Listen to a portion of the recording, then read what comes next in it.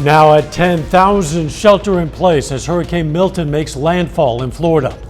Plus, we hear from a Pittsburgh native now going to school in the area where the hurricane is hit. And more details about a fatal hit and run case in Cherokee County. The 4 states' most watched news starts now. Hurricane Milton makes landfall in Florida. This is a live image from Daytona Beach. Thousands of residents have evacuated their homes. Any who still remain face the potential for extreme danger from wind, flying debris, and flooding.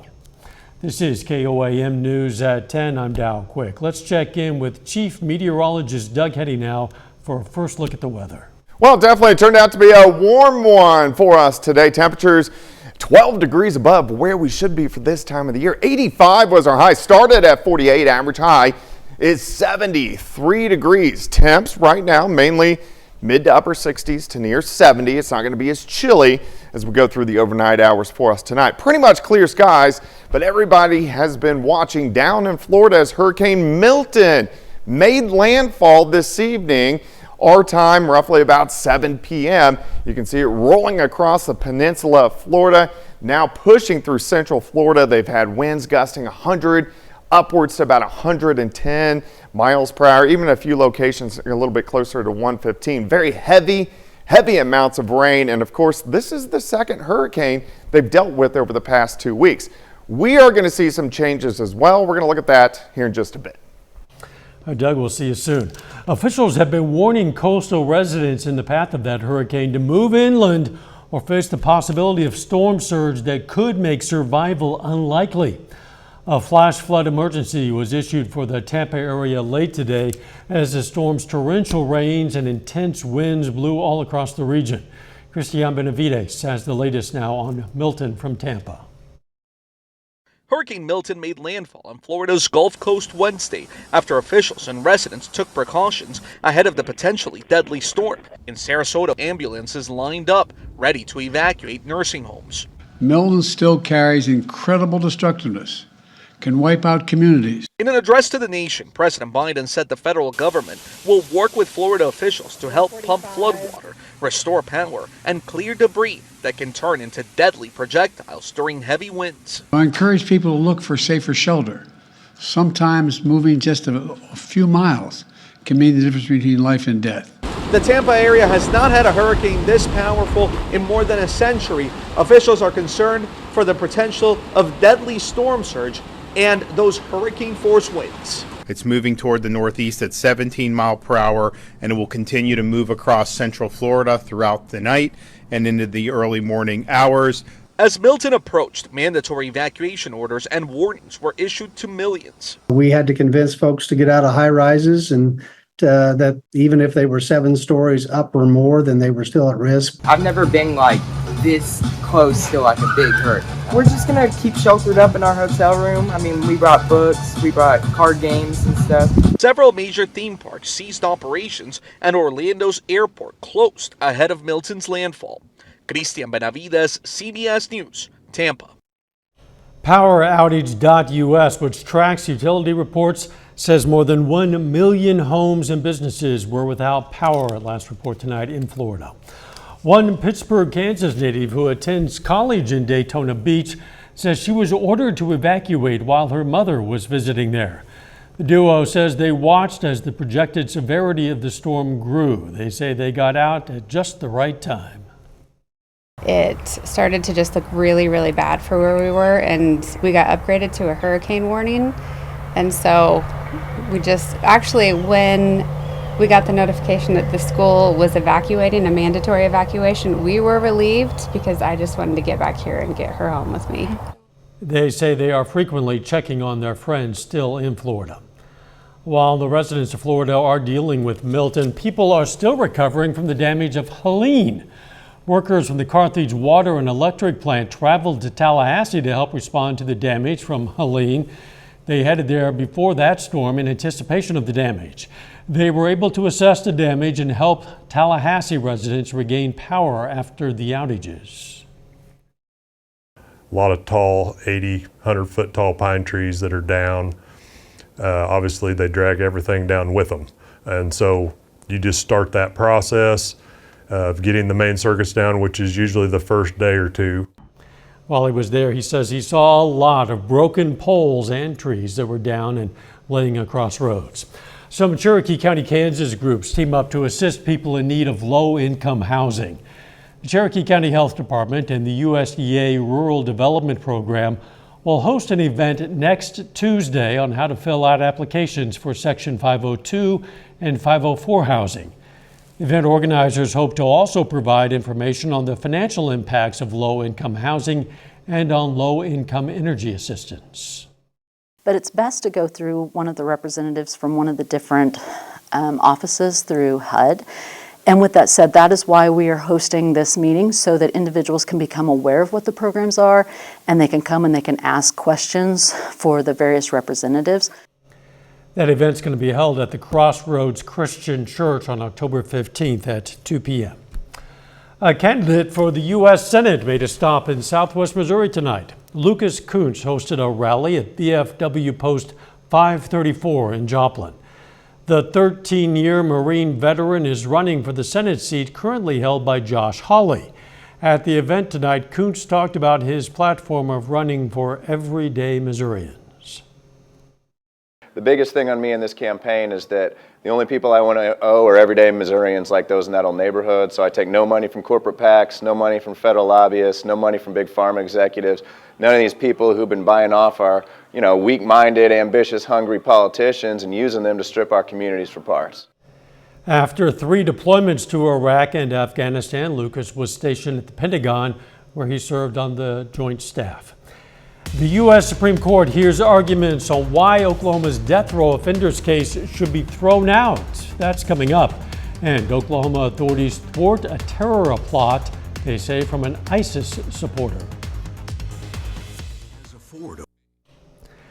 Northeast Oklahoma authorities investigate the discovery of a body. The Ottawa County Sheriff's Office confirms the discovery of a man's body near 22nd Northeast at the Tar Creek Bridge. The Grand River Dam Authority has requested assistance from the Oklahoma State Bureau of Investigation at what they call a suspicious death crime scene. The Miami Police Department is also working the case. We're going to bring you more details on this story as they develop. You'll find those on our website, KOAMnewsnow.com. Unsealed court documents reveal a more clear timeline of the hit and run fatality that happened back in August in Cherokee County, Kansas. Rocco Joseph of Joplin is charged with felony leaving the scene of a fatal crash where a pedestrian, 60-year-old Gary LaTurner of Galena, was killed. Joseph's father, Dr. John H. Joseph, is charged with leaving the scene of a fatality accident and contributing to a child's misconduct of deprivations. The Kansas Highway Patrol obtained search warrants for the cell phones of Joseph and his father.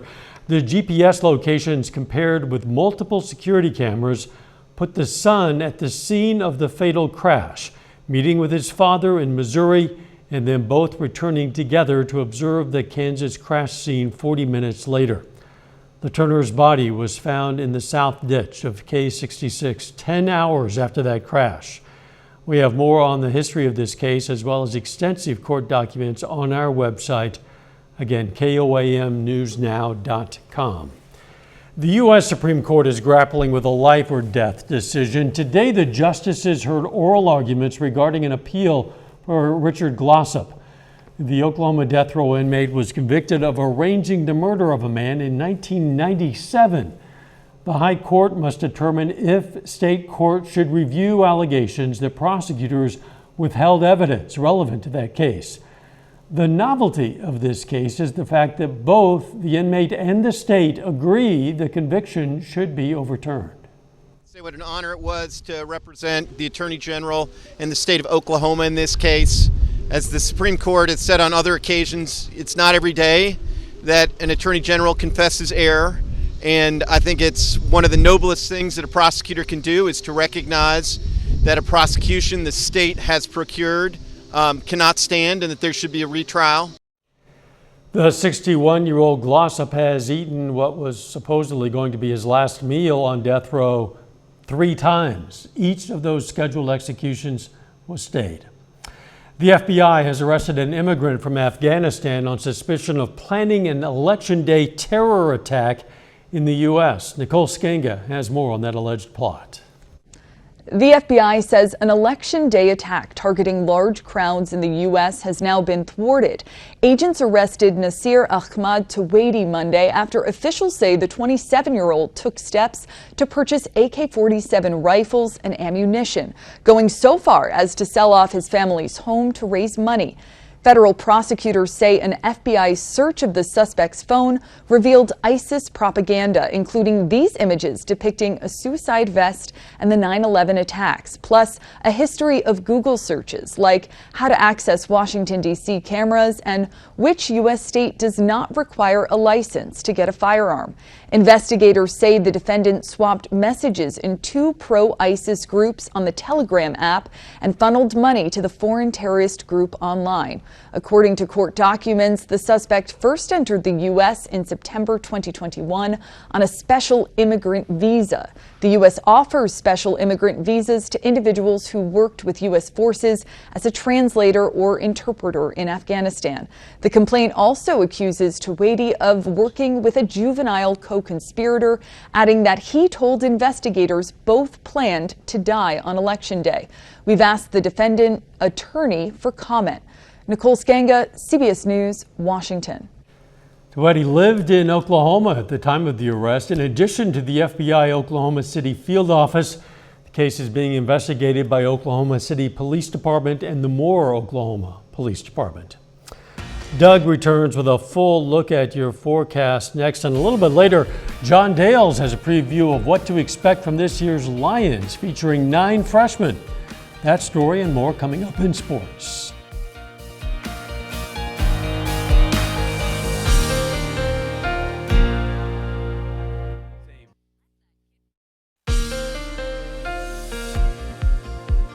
Well, of course, it turned out to be a nice one for us today. Plenty of sunshine, a little warm temperatures, mid-80s during the afternoon, but all of the eyeballs have been really watching the southeastern parts of the U.S. Hurricane Milton made landfall tonight, our second hurricane that we have seen in the past 2 weeks in the southeastern parts of the U.S.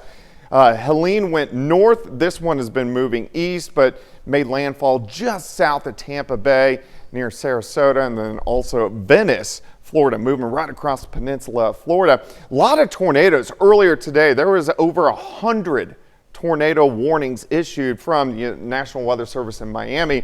Those squalls have pushed out to sea, and now this is rolling through the central part of the state. So, of course, they're going to be dealing with this mess as they go through the next several days, and then it's going to push out into the Atlantic Ocean and head away from Florida, thankfully. But still, it's going to be a low-grade hurricane as it pushes across the state, and then eventually it will be downgraded to a tropical storm as we go into Thursday afternoon and keep working away from the lower 48, and that's where we want Milton to go. Back here at home, temperature is pretty good, mid-upper 60s to near 70 degrees across the region. We can go outside, pretty much clear skies, not a whole bunch is going on here. We've been very calm. We need the rain, obviously. We just don't have a lot of rain in the forecast as we go through the next several days. In fact, looking out toward the west, no big storm systems. Now, we do have one little tiny, little upper level wave. Look at the winds. You see this little kink near Omaha? This will slide in as we get into late tonight and also on Thursday morning. The end result for us, we're going to get some clouds. We may get a random shower or two. Better chances would be on the Kansas and the Oklahoma side. Here's 6 o'clock in the morning. Couple random showers pushing east. Most of us just see clouds, but our temperatures, they warm right back up. Mid-80s for afternoon highs. Very close to what we saw today. Maybe even a notch or two warmer. We're going to drop back mid-50s to start the day on Friday. Then once we get into Friday afternoon, even warmer, 87, 88, 89 degrees. So it really heats up once we get into Friday afternoon. 55 to start, 79 by noon, high temp, 86 degrees, but we do have some changes. Let me show you. We're looking upstairs in the atmosphere, so this is where our energy is. Look at this system driving into the Great Lakes. This is going to drag in a pretty strong cold front by the time we head into the second half of the weekend. So Saturday ahead of it, near record highs. Behind it, we really start to cool down as we head into Sunday and Monday. Unfortunately, not a whole bunch of rain chances over the next 10 days. 86 Thursday, 87 on Friday, 90 Saturday, 79 on Sunday. And look at this, a high temp of 66 Monday, down into the 40s for overnight lows. Dow? Doug, thanks. Hey, don't forget you can be the first to know about the day's weather with KOAM Skywatch weather app. You can get those severe weather updates sent straight to your phone, and it's absolutely free of charge. You'll find it in the Apple App Store and the Google Play Store. You also see the QR code right there. It's the KOAM Skywatch weather app. Still ahead, Miami High School softball faces Wagner in a super regional playoff series. And the Gorillas and Lions are a month away from beginning their basketball season. John Dales has those stories and more up next.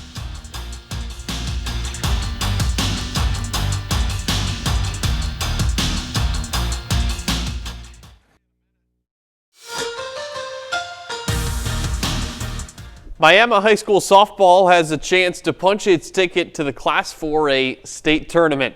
After the Lady War Dogs won their regional at home last week, they advanced to Super Regionals today, and it's a best-of-3 series at Wagner. Lady War Dogs lost the first game 6-4, but then, with their backs against the wall, they win the second end of the doubleheader 3-2, and that forces a winner-take-all. Game 3 tomorrow afternoon between the Lady War Dogs and Lady Bulldogs. First pitch scheduled for noon. Winner goes on to the state tournament. A month from today, all 4 of our local Division II college basketball teams will have begun their season. Yesterday, we heard from the head coaches at MIAA Media Day. Now we turn to the players and start with the floor general for the Gorillas men's team. This year, our main focus is getting back to that conference championship. We ended up as runner-ups, but we really do want that back. So we just been sitting here working, trying to get back to that, then hopefully get us a higher seed in the national tournament to be able to maybe host the tournament. Coach is looking to me be more of a on-the-court leader than I was last year. We had the seniors. I was learning through them, but this year he wanted me to step into the leadership roles. Missouri Southern men's basketball has an almost entirely new group. The Lions bring in 9 freshmen and transfers, and they return just 2 players that started multiple games. We've been really emphasizing defense this year. I think that's going to be a major part for us this year. We're a lot longer this year, taller, stronger, so it should help us get a lot more wins. Yeah, the team chemistry. It's a really fun group to be around, from the top to bottom. Everybody gets along, outside the locker room, inside the locker room. So just staying together, building that bond, building that chemistry is one of the biggest things right now. MSSU women's basketball also has quite a few fresh faces, but the Lions do bring back multiple starters from a group that won 20 games a year ago. I think we just have to be able to finish games. I think that's something we struggled with last year. We weren't able to finish some games that we really needed, especially at the end of conference play. That kind of bumped our seeding down for the tournament and put us in a hard spot where it was win or go home, and we went home. It's just continuously, in practice, building that connection, just because we do have half transfers, half returners, which is nice, but I think it's just building from there and getting that team chemistry and moving forward. Last but certainly not least, PSU women's basketball won the MIAA conference tournament for the first time ever this past spring, and the Gorillas return a lot of impact players from that team. And it's just great to return people who you've played with and who you've been at the lowest of lows with, and obviously the highest of highs too. And so when you share those moments with people, it just creates a special bond, and you can clearly see that when we play together on the court. And I think it's just everyday attitude, showing up, willing to work, never getting complacent, never, just putting it in cruise, just always foot on the gas, ready to work every day. We close things out with Major League Baseball. Game 3 of the American League Division Series between the Yankees and Royals tonight. New York wins it 3-2. Yankees take the lead off a solo home run off the bat of Giancarlo Stanton. That was in the top of the 8th inning, and now the Royals have an elimination game tomorrow night. It's frustrating if you're the Royals because you've kept the presumptive MVP candidate, Aaron Judge, quiet. He's 0 for 7 in 2 games, but right? Giancarlo Stanton got just as much power in just one swing of the bat like that tonight. Home run wins you Game 3. Yeah, it's too bad, but the Royals are not out of it. They have to win 2 in a row now, and one of them will have to be in New York. Yeah. See if they can do it. We'll be right back. Something I love about Missouri. Well, it's going to be another warm one on Thursday. We may even get a random shower or sprinkle, mainly on the Kansas and the Oklahoma side. 86 for a high, 87 on Friday. Look at this, near record highs on Saturday, a high temp of 90 degrees. And then we feel more like October as we get into early next week. High temp Monday, 66. Doug, thanks. Last month, we told you about 13-year-old Joplin teen Drake May and the art club he helped create for other kids. Well, today, Drake and members of that art club took a field trip to this place, the Joplin Humane Society. The group got to see how the JHS operates, where the animals stay, and found out how to volunteer.